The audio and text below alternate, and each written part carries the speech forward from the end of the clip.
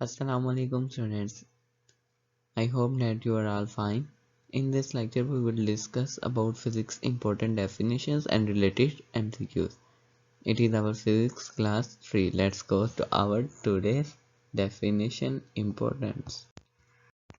And our first question is the rate of change of a velocity. कि हम rate of change of velocity को क्या कहते हैं? तो इसकी definition क्या है? The rate of change of velocity is called acceleration. कि जो वेलोसिटी में चेंज आता है उसे हम क्या कहते हैं? एक्सेलरेशन. और ये कौन सी क्वांटिटी है? Derive quantities. In SI units its value is meter per second. तो एज मीटर पावर उसकी क्या है? -2. और अगर हम इस फार्मूले की बात करें तो इसका फार्मूला क्या है? Change in velocity, final velocity minus initial velocity over required time. Next चलते हैं.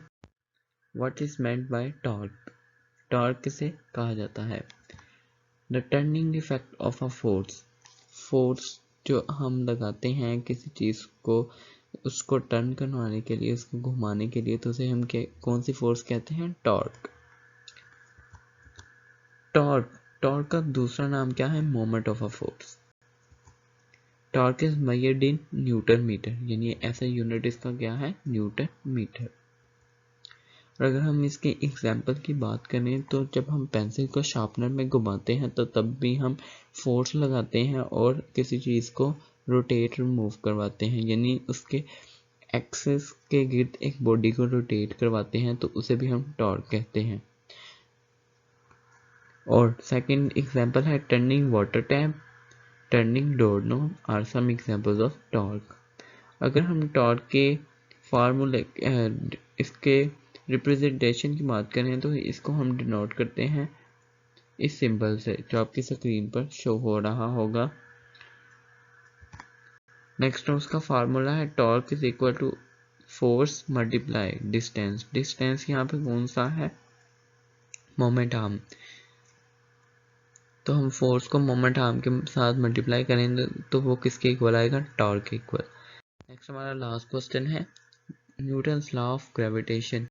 तो फर्स्ट हमें ये पता होना चाहिए कि ये लॉ रिप्रेजेंट किसने किया था. ये न्यूटन ने किया था 5 जुलाई 1687 में.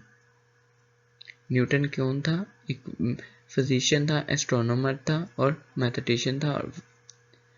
तो अगर हम न्यूटन्स लॉ ऑफ ग्रेविटेशन की डेफिनेशन देखें तो वो उसने क्या डेफिनेशन में कहा था कि जो Newton's law of universal gravitation states के वो बयान करता है कि कोई भी इस यूनिवर्स में कोई भी पार्टिकल है, कोई भी चीज़ है, वो किसी दूसरे पार्टिकल के साथ एक लार्ज फोर्स के साथ अट्रैक्ट करती है. तो वो कौन सी फोर्स है? Gravity. Which is directly proportional to product of their masses. जो कि दो मैसेज के दरमियान जो प्रोडक्ट है उनका m1 + m2, उन दोनों के क्या है? Directly proportional. और इमेजिनरी प्रोपोर्शनल किसके हैं? Square of distance between message. Them उसने किसके लिए यूज़ किया है? मैसेज के लिए. अगर हम इसके फार्मूले की बात करें तो इसका फार्मूला है F is equal to G m1 + m2 over d². यहाँ पे G की जो लार्ज कैपिटल G है उसकी वैल्यू है 6.673 × 10⁻⁻11. और फोर्स यहाँ किसके लिए यूज़ किया गया है? लॉ ऑफ ग्रेविटेशन जो फोर्स है उसके लिए. F जो यूज़ किया गया है m1 m2 प्रोडक्ट आ गया उसका, और D के ऊपर क्या आ गया? स्क्वायर. तो यही था आज का हमारा लेक्चर. नेक्स्ट लेक्चर में हम और ज़्यादा इम्पोर्टेंट और जितनी भी इम्पोर्टेंट डेफिनेशन है और जितने इम्पोर्टेंट MCQs और न्यूमेरिकल करेंगे.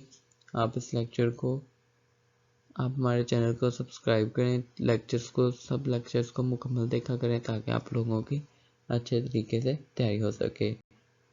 अल्लाह हाफिज़.